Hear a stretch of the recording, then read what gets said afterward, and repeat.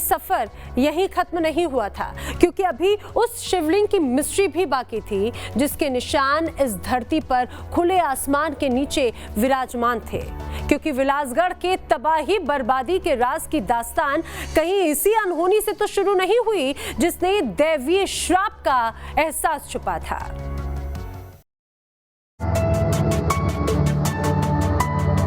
सफर खत्म नहीं हुआ था, क्योंकि अभी तो उस किले तक भी पहुंचना था जहां राजा भैंसा शाह का महल हुआ करता था।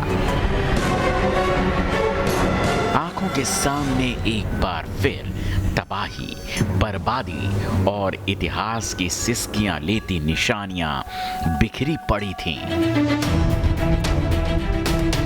कहते हैं कि पत्थरों के इस वीरान जंगल में भैंसा शाह अपनी राजकुमारियों के साथ रहते थे और अपनी रियाया का भरण पोषण करते थे। लेकिन आज ये इलाका खंड खंड पड़ा यूं ही आंसू बहा रहा है। लेकिन हमें तो आश्चर्य इस टूटे भग्नावशेष को देखकर हो रहा था। ये उन 4 खंभों का छोटा मॉडल सा लग रहा था जो हमने इससे पहले देखा था।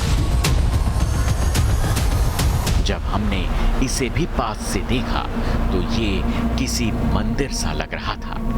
ये शायद शिव मंदिर रहा होगा, लेकिन लगभग 1200 साल पहले इस मंदिर में विराज शिवलिंग को ध्वस्त कर दिया गया। ये इलाका समूह मंदिरों का था। इसके आसपास जितने भी चबूतरे हैं उनमें जैन मंदिर भी स्थापित किए गए थे, जिनको भी तलवारों के जोर पर जमींदोज करने की कोशिश की गई।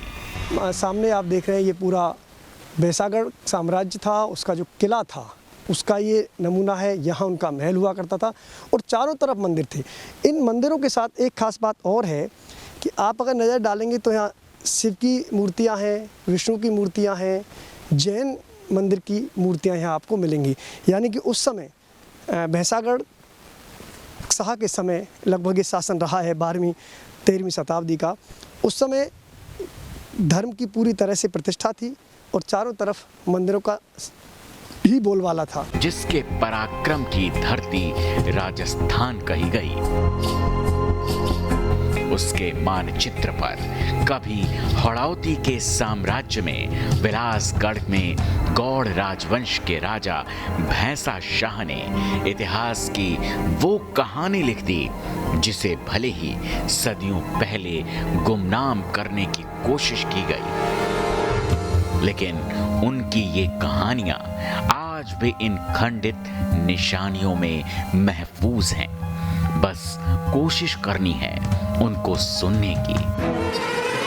कान लगाएंगे तो वो खुद बोल उठेंगी और तस्दीक करेंगी। भले ही आज ये खंडहर हैं, लेकिन इनकी इमारतें कभी आसमान से भी ज्यादा बुलंद हुआ करती थी।